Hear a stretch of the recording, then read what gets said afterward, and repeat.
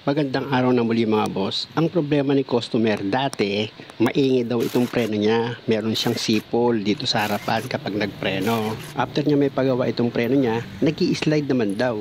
Kaya i-check ko yan mga boss. Gamit yung socket wrench na number 14, tatanggalin ko yung 2 bolt na number 14 dito sa brake caliper. Tapos, iaangat ko na itong brake caliper niya mga boss. At ito nga mga boss, yung brake pad niya, grabe yung lagkit. Yun naman pala, puro grasa. Ang lagkit ng grasa mo. Oh. Ayan oh, grasa. Naghalo yung alikabok tsaka grasa. Ang lagkit mga boss, kaya ginamitan ko yan ng brake cleaner. Nawala nga naman yung sipol kasi yung rotor disc may grasa, yung brake clip may grasa. Kaya pag nagpreno, dumudulas. Linisan ko na nga itong brake pad mga boss, pati brake pad talagang yung buong brake pad may grasa. Kawawa naman tuloy si customer, imbis na bumabiyahe, nandito siya ngayon nagpapagawa. At para siguradong tanggal ang grasa nito, pina-start ko itong sasakyan niya tapos pinalagay ko sa drive, tsaka ako ngayon tinapatan ng liha para sigurado ako na mawas out yung grasa na kumapit dito sa rotor disc. Importante kasi mga boss na matanggal yung grasa na kumapit dito sa rotor disc, pati dito sa brake pad. Pwede kasing emergency, biglang preno si customer, hindi kakapit ng maayos itong preno niya. Kaya nga after ko maliha yan, ginamita ko ng brake cleaner tapos pinunasan ko pa ng basahan itong rotor disc. At kung makikita nyo, inulit ko na naman ulit yung trabaho mga boss hanggang sa yung grasa dito sa rotor disc, mawas out na talaga siya. Para si customer, hindi naman kawawang pabalik-balik. At ito na mga boss, after ko mapunasan niya ng basahan, okay na itong rotor disc, tanggal na yung grasa. Pwede ko na ngayon ilagay itong 2 brake pad. Siguraduhin nyo lang na maayos yung pagkakalapat niyan dito sa brake caliper holder niya. Tapos pwede mo nang ilagay itong brake caliper mo. Kaya lang, ang problema dito mga boss, meron ding grasa dito sa piston. Ayan ang dami nilagay na grasa sa piston. Pag ganyan mga boss, gagamit ka lang naman ng basahan. Punasan mo itong ibabaw ng piston mo. Tapos lahat ng grasa na pinahid dyan mga boss, tatanggalin ko yan syempre naman. At pag okay na, pwede ko na ngayon ilagay itong brake caliper dito sa brake caliper holder. At pag okay na yung pagkakasentro ng pagkakabitan ko ng 2 bolt na number 14, ilalagay ko na yung 2 bolt mga boss, ipakakapit ko na yan dito sa thread niya. At pag kumapit na yan, gagamit ako ngayon ng socket wrench sa number 14. Ipa-final ko na yung higpit sa 2 bolt dito sa brake caliper. Tandaan nyo mga boss, importante na mahigpit yung 2 bolt na number 40 dito sa brake caliper. At kung sa palagay mo, mahigpit na yung pagkakahigpit mo ng 2 bolt dito sa brake caliper, pwede mo nang ilagay itong gulong tsaka mahigpitan ng maayos yung mga nut niyan. At dahil okay na ako dyan mga boss, lipat naman tayo dito sa kabilang side.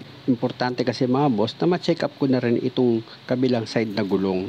Sa totoo lang mga boss, ngayon ako naka-encounter ng ganito.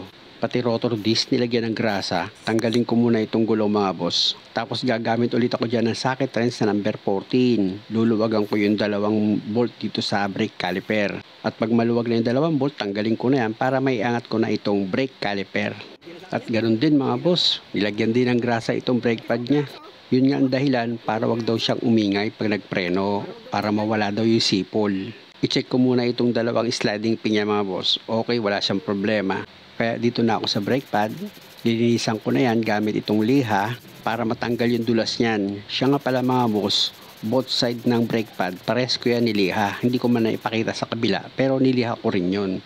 Tapos ginamitan ko rin yun ng brake cleaner. Ayan mga boss, kung makikita nyo, ini-sprayan ko rin yan ng brake cleaner para tuluyan ng mawas out yung kumapit na grasa dyan.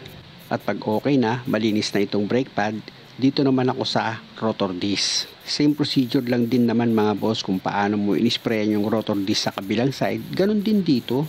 Basta ang mahalaga matanggal mo yung grasa na kumapit dito sa rotor disc.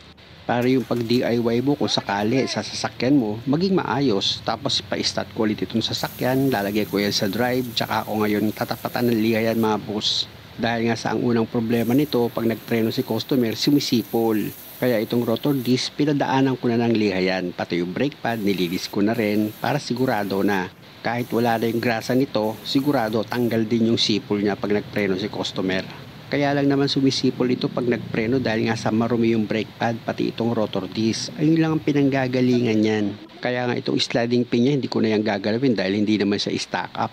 Pa-switch off ko na itong makina mga boss para mailagay ko na itong 2 brake pad niya. Sa paglagay ng brake pad mga boss, lagi niyong tatandaan na dapat nakalapat ng maayos yan dito sa brake caliper holder nyo.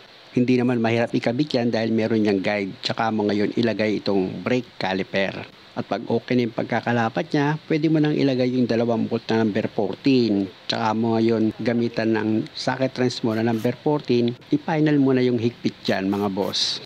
At dahil sa okay na ito, pwede mo na ngayon ilagay itong gulong niya, higpitan mo ng maayos yung mga nut niyan, at ni-road test na yan ni customer. Hindi na ako sumama mga boss, alam ko naman okay na yan eh.